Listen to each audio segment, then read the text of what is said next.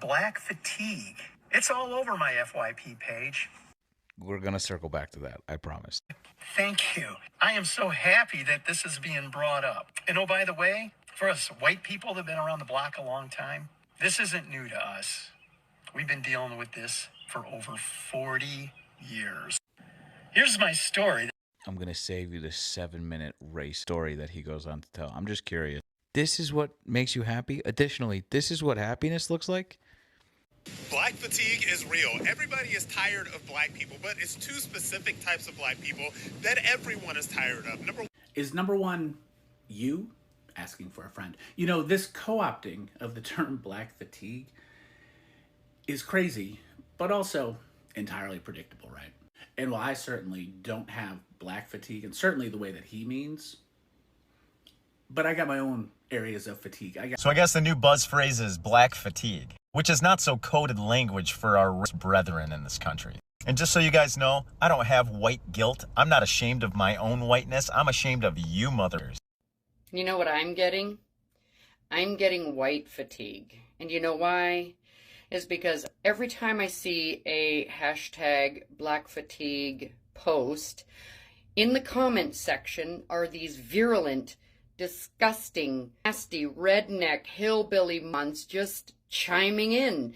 I mean, it's bad enough that the hashtag black fatigue posts are basically racist saying, Hello guys, welcome back to my channel. I'm your host and presenter Agent Stories, and I'm thinking that you are fine from wherever you're watching us. Whether it's in the evening, morning, afternoon, you're going to work, you doing baby care, you are in the farm garden watching this video, man, thank you so much for tuning in to this podcast. Now, there's something that I want to talk about that I feel like it's really, really important.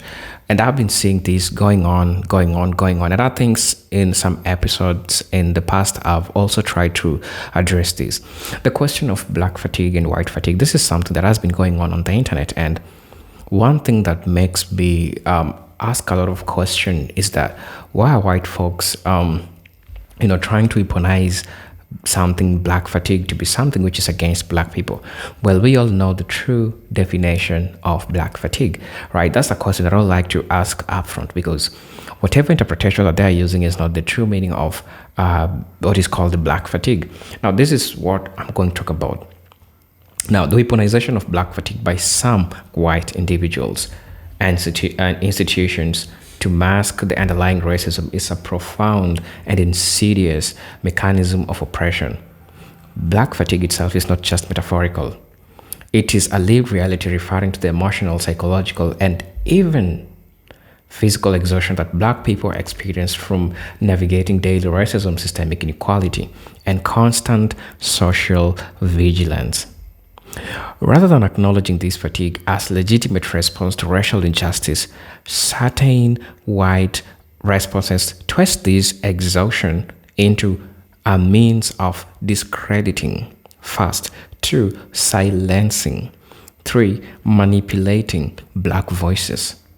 This practice reinforces existing racial hierarchies while allowing the perpetrators to maintain a facade of innocence, of moral superiority. This makes you think that all along, everything that black people have always used to fight for freedom, to fight for justice, and also for the general good of everyone in the United States, it has always been used or weaponized against them. Take a look at affirmative action. Take a look at equal opportunity in the workplaces. All these things, the 13th Amendment that was being revoked, all these things were to benefit everybody, but it is always used against black folks. So I want to watch this video. I really don't want to say much, but I'll let it to you to decide what you think. At the end of the video, I'll be sharing my thoughts. I'll be sharing my perspective in regards to this, because I feel like we need to have a discussion in regards to this, because this is a topic that has been going on online for the longest time. Now, if you're watching us for the first time, I'll definitely ask you to subscribe to the channel, join our membership, and really get so we can offer you. But until then, let's watch the video. I'll be back. Black fatigue. It's all over my FYP page. We're going to circle back to that, I promise. Thank you. I am so happy that this is being brought up. And oh, by the way, For us white people that have been around the block a long time, this isn't new to us. We've been dealing with this for over 40 years.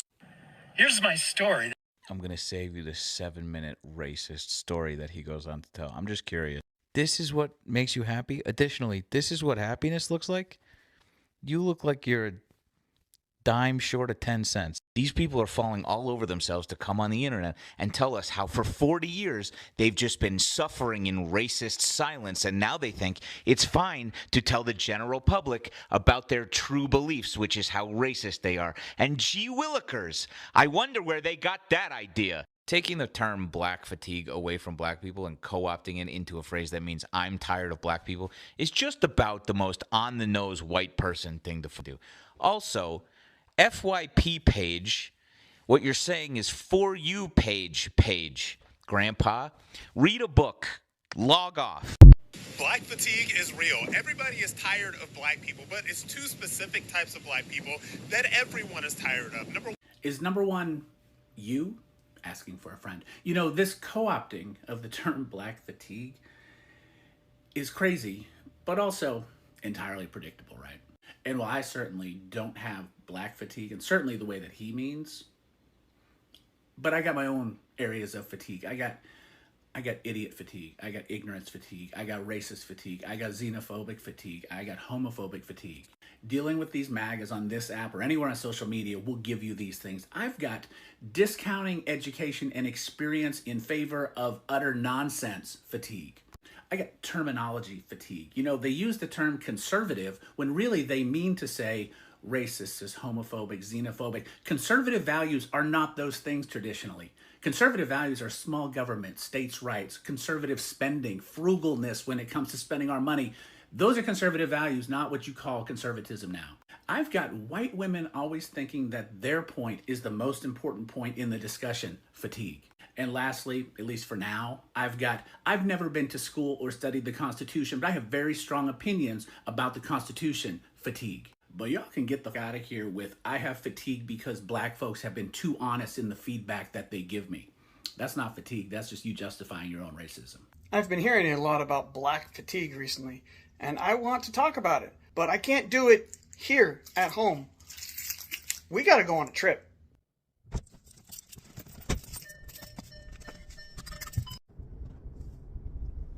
So here we are. We are at Plaza Ferdinand VII, and that's a Confederate monument. And you wouldn't know it for looking at it, but this park you see behind me, 2 men were lynched here.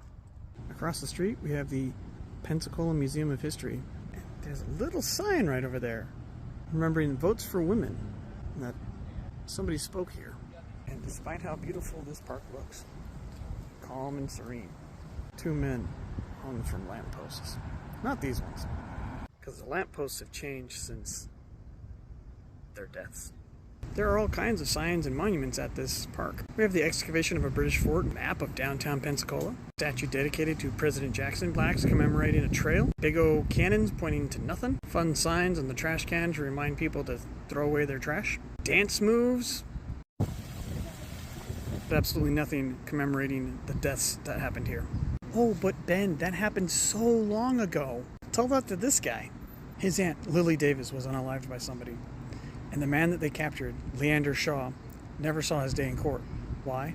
Because he was dragged here to this park and hung from one of the lampposts. That woman's niece was also here, even though this happened over 100 years ago. Her niece and nephew were here protesting. What were they protesting? They were protesting that the Equal Justice Initiative was collecting soil from the location of every lynching in the United States, including here in Pensacola. The organizers of that event allowed them to put up a photo of Miss Davis and light a candle in her memory. But despite the fact that Leander Shaw never saw a day of court, they still think he was guilty. We have no idea if he did this or not. So all of you out there complaining about black fatigue, I'm tired of this kind of shit. I'm tired of white people complaining about things that happened in the past. I'm tired of white people blaming black people for things that they didn't do or preventing them getting a day in court. We see it today with Carmelo Anthony. He needs to get his day in court. So many white people, especially on this app, they just want to call him guilty and be done with it. Where just a few decades ago, they'd have no problem collecting a posse so that afterwards I can celebrate. Whiskey for my men and beer for my horses.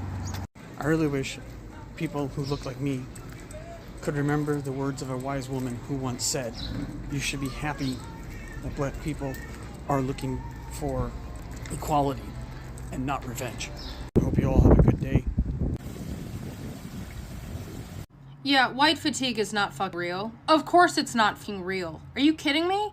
White fatigue is what very clearly racist white people will try to hide behind because they're tired of having to tiptoe around certain people in certain settings because they don't know how to tell what they are and are not allowed to say anymore.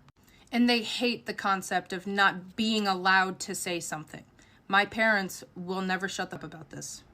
It's harder for racist white people these days to tell what they can and cannot say in certain settings, and they don't know if they're going to face consequences or not. So they are fatigued of trying to figure that out. They are tired of trying to censor themselves and trying to figure out when they do and do not have to. That's the only thing that they're tired of. They're tired of being called out for their racism. That is literally it. Hi there. Just yelling into the void. So, there's something I've been suffering from since about 2015. I like to call it white fatigue. Yeah. I'm exhausted. I'm exhausted with your petty prejudices. I'm exhausted with your casual racism. I'm exhausted with your complete lack of self-awareness. I'm exhausted with your misplaced superiority. I'm exhausted with you thinking you're not the problem. I am exhausted with your fear of diversity, equity, and inclusion, because it is a fear. It's not normal to be afraid of those things. It's something you've been taught. I am sick of your pearl clutching about trans and LGBTQ people and how you're going to explain that to your children. I am sick of your pious version of prosperity Christianity, where because you believe a certain way or read a certain book, that somehow you are deserving of all that is good in the universe. And that's why you have everything that's good in the universe, not because of systems that are put in place to benefit you. Yeah. I am sick of you telling me about the vacations that you go on where you either stay on a super controlled resort or a cruise ship and then tell me you went someplace. You didn't. You changed locations, but you didn't actually go on a vacation unless you interacted with local people and tried to learn something about the culture. I am sick of you assuming incorrectly that the way someone speaks, that their dialect or accent determines their intelligence, because I assure you it does not, especially in the case of Black Americans. I am sick of your upholding white supremacy. I am sick of 90% of everything that white people do. I am sick of people making excuses for their bad behavior. I am sick of it. Really freaking sick of it. And that is why my circle is super small and I don't try to engage, because what's the point? What's the point? These people are beyond help and they give me fatigue, downright exhaustion. You're on my last nerve. That's my rant. Bye for now. TikTok, this video is for educational purposes only and is not intended to bully or harass the fuckies on this app. I'm white, so I can say that. So I guess the new buzz phrase is black fatigue, which is not so coded language for our racist brethren in this country. And just so you guys know, I don't have white guilt. I'm not ashamed of my own whiteness. I'm ashamed of you motherfucking people named Cheryl and Todd. If you're named Cheryl or Todd and you're not a racist shag, I'm sorry. But this timeline that we're existing in right now, the upside down where people can just be out and proud racist, is fucking extraordinary. Just say you're tired of black people. Stop coding it as black fatigue. And put your fucking hoods back on so we can identify you. Black fatigue. It's all over my FYP page. Thank you. Yes, Steve. For 40 years, I've been dealing with racist fuck pigs like yourself. 40 years. Us white people, we hate racists. You're a pig. Does your wife know you're gay? You know what I'm getting? I'm getting white fatigue. And you know why? Is because every time I see a hashtag black fatigue post, in the comment section are these virulent, disgusting, nasty, redneck, hillbilly morons just chiming in.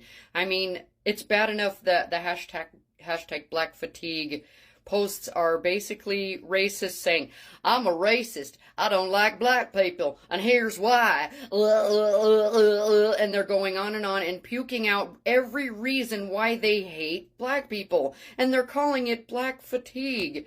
And then the comment section are white people just puking out the same garbage. And it's Donald Trump. It's Donald Trump every step of the way. Now that he's in office, it's like, hey, don't hold back.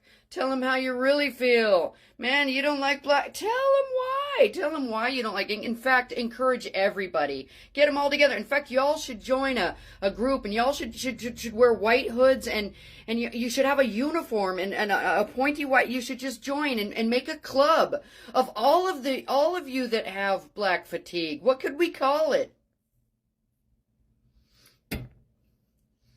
White people are making me so sad these days. You're embarrassing me. You're making me sick. I don't want to say it because I'll get banned. But y'all are embarrassing me. God help us.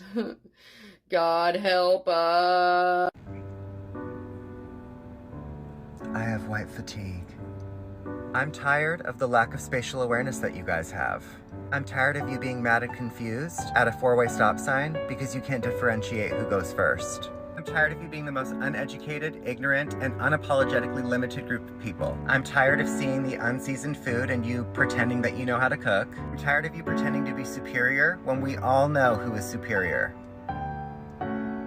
Tired of you yearning for safety in public. I, as well as many others, just want to be by ourselves in public, and you always find a way to infiltrate our spaces. I'm tired of you unprovokingly attacking black women and black men for no reason other than being black. I'm tired of you justifying your hatred and violence simply because you're delusional, jealous, and obsessed. I'm tired of you existing on land that belongs to black Americans. We're also really tired of hearing about your bad hygiene stories. Figure that shit out. Normal behavior. So I had not initially seen these two now deleted videos from a woman who was attempting to talk about what happened in Rochester, Minnesota, where a white mom called a 5-year-old child the N-word, doubled down on her racial slur, and then flipped off that kid's family. And how after that incident went viral all over the internet, a Christian fundraising site called Give, Send, Go raised over $700,000, but not for that little kid who had to endure that woman's racial slurs. No. They raised $700,000 for the white mom yelling racial slurs at a 5-year-old child. After the mom doubled down on the content in that video saying, and I quote, "I called the kid out for what he was," a Christian fundraising platform raised more than $700,000 for that woman. A GoFundMe page for her also raised almost $400,000. Now, my understanding is that both of those organizations are not going to be giving that woman that money, because fundraising a bunch of money to support a woman being a racist violates their terms of service. So obviously, internet discourse has blown up over this subject, with racists saying that people being mad at this mom are participating in cancel culture. And again, they all want to throw a bunch of money at her and affirm her racist behavior that she doubled down on. And then you have folks on the other side who are saying a small child had to endure intentional, racist, hateful behavior, a verbal attack from an adult. And what does it say about our country that she felt free to treat a child that way? And then doubled down on her racism afterward and was also flooded with support from people who were like, hell yeah, girl, be a total shitbag to a little kid, lob those racial slurs at a child. Like, what does that say about our country? So this woman, whose videos I showed you at the beginning, she thought she had some meaningful contribution to this conversation, where she said, yeah, okay, it wasn't okay that this woman did this, but all of American society has black fatigue. First off, girlfriend, your little racist backwater does not represent all of American society, and how fucking dare you think you speak for all of us? Now, I want to take a quick little tangent here because initially I had not seen these videos, but I had seen a number of creators I follow talking about black fatigue. Now, these were all black creators who were referencing apparently this woman's videos, but I was confused because I had not heard the term black fatigue used that way.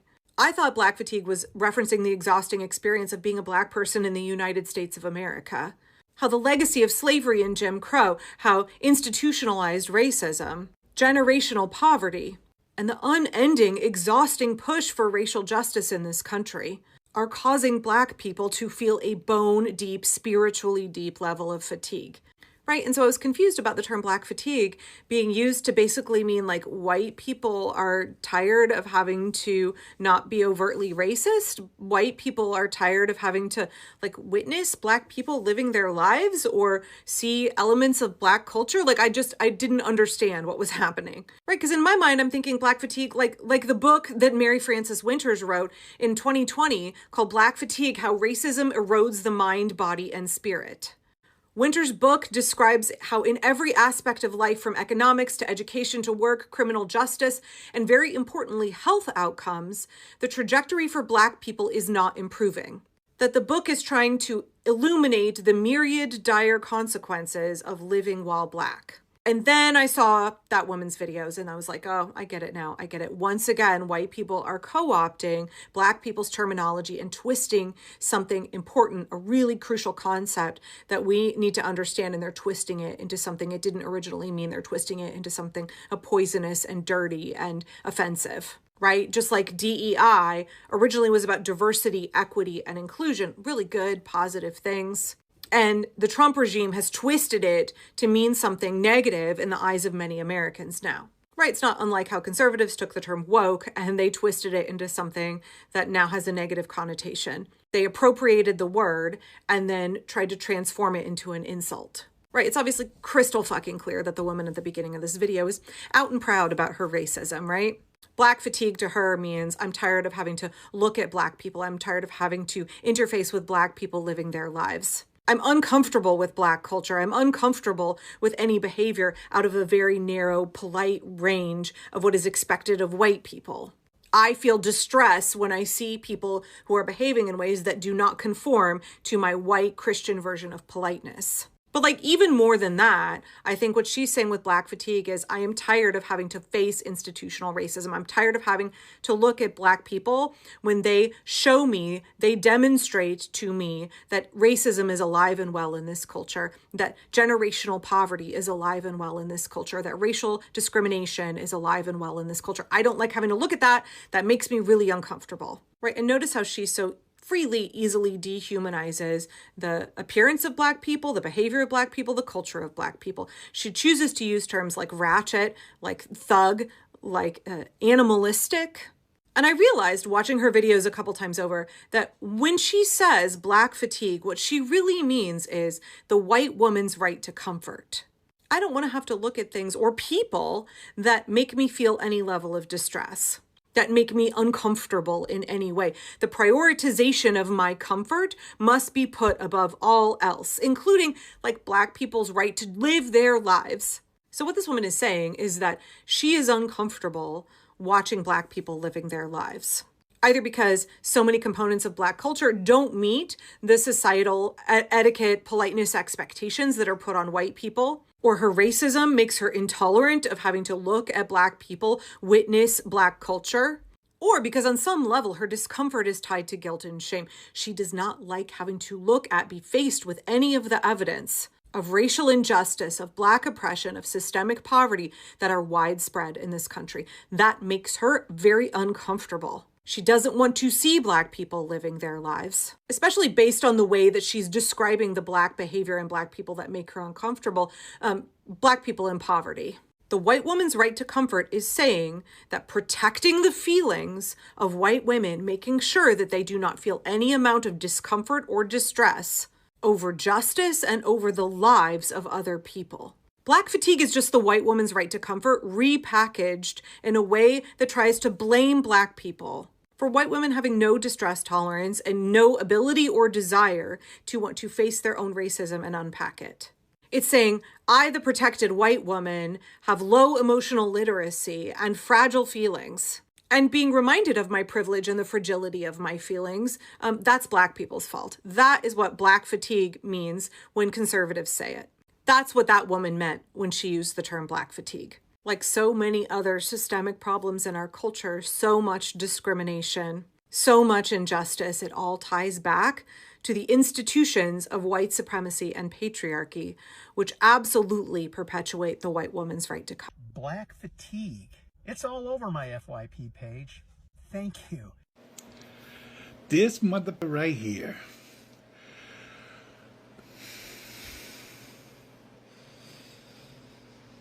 I'm going to try my best to be the man I want to be and not the man I used to be.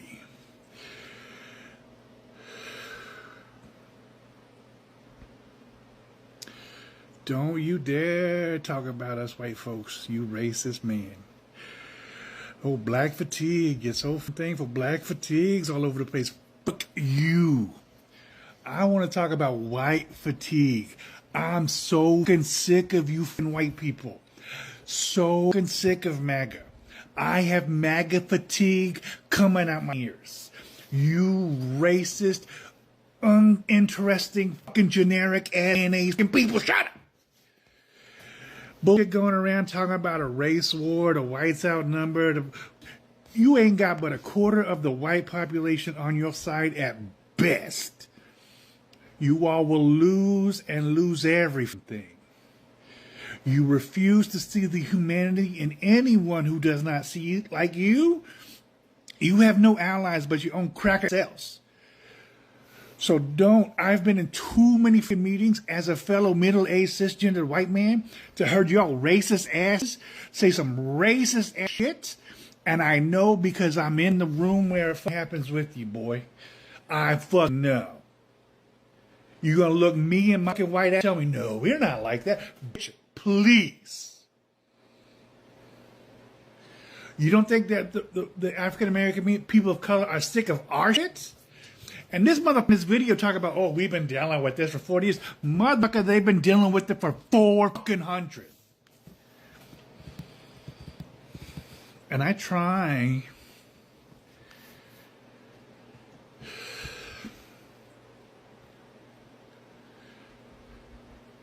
to be the person I want to be, not the person I was. But this pisses me the fuck off. This is the shit at 20 years old. You would have caught a two-piece, boy. No 2 cents a fucking about it. You racist fucking cracker, it would have been fun over.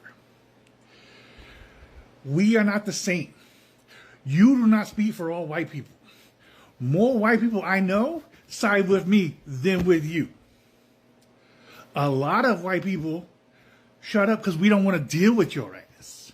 It's just easier to ignore you. But when you leave the room, we all talk about you and your racist ass. Deal with that.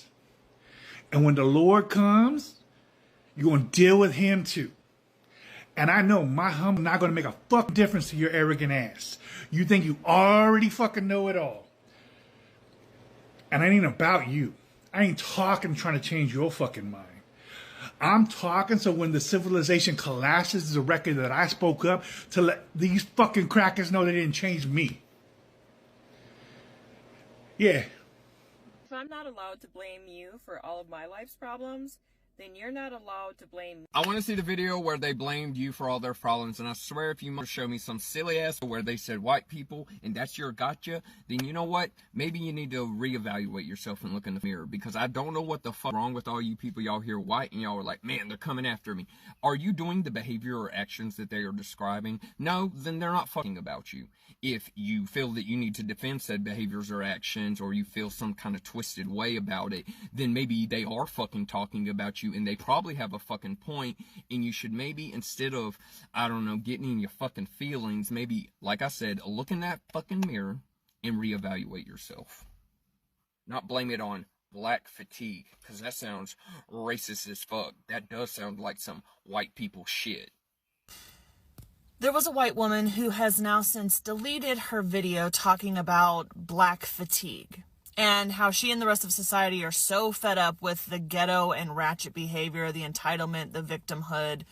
Her words, not mine. Couple of things. One, black fatigue is a real thing, but it's not what that lady was saying. Black fatigue is the emotional, physical, and mental exhaustion caused by the daily stress of living under systemic racism and its consequences. So the black community has black fatigue due to the oppression they've lived under in this country since its inception. Two, it never ceases to amaze me how little most white people are willing to look at the true history of this nation and understand that while they personally may not have owned slaves or lynched black people or used black babies as alligator bait or conducted experiments on black people or operated on black women without pain medicine because they didn't think black women could feel pain, they are still benefiting off the society and systems that made those things possible. Racism is deeply rooted in this country from the beginning. We stole this land from the indigenous Native Americans. We brought black people to this country against their will and sold them into slaveries. We ripped their families apart. We have maligned, maimed, and misused the black community since the first ship arrived on the shores of the United States. Do you understand how hard the fight has been to get even a semblance of equality in this country? And now, what little progress we've made is being undone by this administration. Trump and this administration has made people like that woman and the many racist commenters on that post feel comfortable to speak so publicly about their racist views and feelings. Because, spoiler alert, nothing will happen to them. Black people are questioned about everything they do, even if they're just walking down the street. Until this country as a whole accepts responsibility for how we were designed and built, this country will never see true equality. That woman who called that little baby the N-word, saying that she has black fatigue, as in she's fatigued of black people. Because black fatigue, I thought, meant something else for a while there, but I guess now it has a new meaning since a white person stole it. You know you wouldn't have black fatigue if you just minded your business. If you just minded your business. Of course you're tired of thinking about black people if you're thinking about them all the fucking time. Of course. Just stop worrying about them. They're not doing nothing to you. They're just existing. Like, there ain't nothing that would warrant you calling a little baby the N-word. Like, what are you talking about? Nothing really warrants you calling anybody that, but especially a little baby. Like, I'm tired of black people. They're tired of you too. They're tired of all of us. I've got white fatigue. I'm tired of white people. Because we're just constantly doing bullshit. I gotta sit around wondering how everybody else missed the memo to not act like that. I'm tired of that. I'm sick and tired of that. So on par with the rest of white people, I decided to choose violence this morning. You see, I stitched a video yesterday where a man claimed that black people, making up 13% of the population, actually make up half of the problems in America. I pointed out a few things like serial killers, child rapists, and mass shootings, and never got a response, which isn't very surprising. But I also figured I would go ahead and throw this out there. Here are the number of arrests from the FBI's website based on demographic. White people, if you're talking about this and you're claiming that black people are the problem, you need to shut the fuck up. For all of my life's problems, then you're not allowed to blame me for yours. White people already do blame them for everything. Seriously. This is your take? What do you think the fight against DEI is all about? Why do you think that people threw such a fit over CRT? Why is it so painful for white people to let Black History Month exist? White people literally blame Black people for everything. Stop. Oh my God. The only reason you have any problems is because you're you. Hello guys, welcome back to the channel. For a person who is thinking that this is something that is happening right now that they are trying to twist, because I took my time and I asked myself, why are these people twisting the meaning of what is called the black fatigue or the white fatigue and using it or weaponizing it against black people? That's the question that I asked myself. I came to realization that this is something that has been happening for the longest time. Why am I saying so? Historically, white society has always found ways to reinterpret and reframe black resistance in ways that preserve the existing racial order. From days of slavery, when Africans who fought for their freedom were deemed rebellious or insane, to civil rights movements, when nonviolent protesters were labeled as agitators, there has been consistent trend. The moral weight of black suffering is often denied. And any emotional expression of that suffering is weaponized against the oppressed. Today, this dynamic has simply evolved into a more subtle and sophisticated forms. Black fatigue is framed as unprofessional, emotionally instability, or an inability to get along, allowing white individuals and institutions to undermine valid critiques of racism while preserving their own comfort. The cognitive dissonance that comes from the fact that they cannot accept or agree or believe, and they don't want to even care or give it a thought that indeed these are things that are happening in the fabrics of the United States society. So when we have black folks that come out and talks about these issues, they start reinterpreting, or rather they start weaponizing the word black fatigue and use it against black folks, right? I'm also going to be addressing the question of the corporate America, the academics, and nonprofit environments where they face this weaponization. Now, this weaponization plays out in our recurring patterns. Black professionals are often called upon to lead diversity efforts, share their experiences with racism, or serve as a symbol of inclusion. But when they begin to speak candidly about the fatigue caused by the systemic inequities, they are frequently met with defensiveness, dismissal, or silent retaliation. The emotional labor is demanded, but the emotional cost is ignored.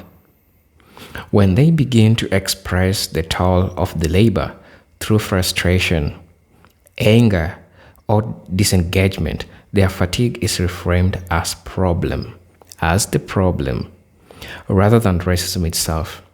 In other words, black exhaustion becomes an excuse for exclusion. Also get to learn that this tactic serves as a powerful form of gaslighting. When a black person expresses frustration over racial injustice, and the response they receive is to question their tone, accuse them of divisiveness, or suggest they are too sensitive, in quotes, the focus shifts from the content of their critique to the delivery of it. This redirection undermines the legitimacy of the original grievance. It's a psychological manipulation that forces the victims to second-guess their own reality, to wonder whether their fatigue is justified or whether they are indeed the cause of disruption. The result is silencing, both self-imposed and extremely forced. That's why you'll see a couple of black folks believing that they are the cause of all the chaos that is happening in the United States. Well, you need to understand that all people have problems. All people cause chaos. We've seen white people being arrested. We've seen white people in stores also stealing, not only black people. And all this chaos, after them coming out and talking about this, you get to feel or think that it is usually just black people that are doing these things. So in that line, this makes them doubt themselves, right? A particularly dangerous outcome of this weaponization is what it creates. It creates a culture of fear and self-censorship among black individuals, and this is just something that I've talked about. Those who have witnessed other being punished for speaking truthfully about their white fatigue may choose to remain silent, smile through pain, or with all honest feedback. These enforced silence benefits institutions and individuals who wish to appear progressive while avoiding actual structural change. By discouraging open expression, the systems maintain the illusion of harmony while underlying racism intact. Right? So it makes you question your sanity. Is it okay for me to go out and complain without these being weaponized against me? A lot of people are asking themselves that question. Let's talk about this in interpersonal relationships. White individuals may claim to be hurt or offended when confronted with realities of black fatigue. They may respond with tears, number one. Number two, they may respond with withdrawal. Number three, they may respond with accusations of reverse racism. This behavior is not merely defensive. It is strategic, redirecting of the conversation that centers white emotions and decouples them from accountability. The black person is then left to manage the emotional needs of the person who has perpetuated or ignored, further deepening their fatigue. These cycles recur in families, workplaces, educational settings, and environmental and social environments, each time reinforcing the false narrative that white discomfort is more urgent than black exhaustion, right? You also need to understand that this weaponization also connects to the broader societal patterns of refusing to acknowledge the structural nature of racism. When black fatigue is individualized as a personality flaw or emotional overreaction, it prevents society from examining the deeper systems that creates the fatigue in the first place.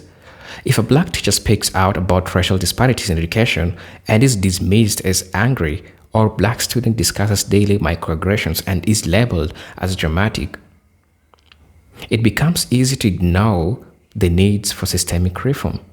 The emotional response of black people are invalidated to shield white people from the hard work of introspection and institutional change. Also, something that you need to note is that white people who weaponize black fatigue often do so while claiming to be the allies. This performative allyship is one of the most insidious forms of racism. These individuals may use the language of diversity and inclusion, post black squares during protest movements, or attend racial sensitivity training. Yet when challenged to examine their own capacity in racial harm, they revert to the same old tactics to deflect, to deny, or to discredit. They invoke civility as a weapon and accuse the fatigued black person of being hostile as a weapon and accuse, or become counterproductive, all while positioning themselves as a reasonably part. This betrayal deepens the fatigue, making black individuals feel isolated and unsupported, even among those who claim to be on the side of black people. Institutionally, I'll end by saying this dynamic maintains white powers under the guise of politeness and professionalism. In workplaces, for example, policies that promote emotional neutrality or culturally fit often masks an implicit demand for black people, right, to suppress their full range of the humanity. Expression of fatigue, passion, or resistance are deemed incompatible with institutions' norms shaped by whiteness. As a result, many black professionals must navigate environments where they are expected to educate others about racism while being denied the right to show the toll it takes on them. This double blind is exhausting and unsustainable. I'm your host and presenter, Jintok Stories. Thank you for those who stayed until the end. I hope the commentary really helped. Until then, I'm hoping to see you in my next video. Until then, again, peace, love, and harmony. Salute.